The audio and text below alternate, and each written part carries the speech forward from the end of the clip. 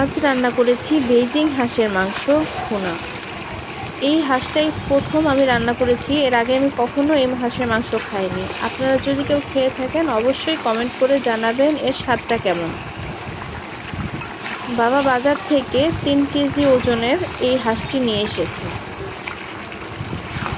তো এটা প্রসেস করে ভালো মতো ধুয়ে রান্না করা শুরু করে দিয়েছি, কারণ আমাদের তো আবার গ্যাসের প্রবলেম।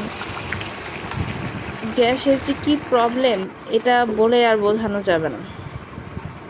তো যাই হোক, মাংসটাকে ভালো মতো কষিয়ে আলু দিয়ে রান্না করেছি। হাঁসের মাংস ভুনা খেতেই আমার ভালো লাগে, ভুনা ছাড়া অন্য কিছু আমার তেমন একটা ভালো লাগে না। তো আজকে এটাই রান্না করলাম। কেমন হয়েছে অবশ্যই আপনি কমেন্ট করে জানাবেন। আজ এই পর্যন্তই। সবাই ভালো থাকেন, সুস্থ থাকেন।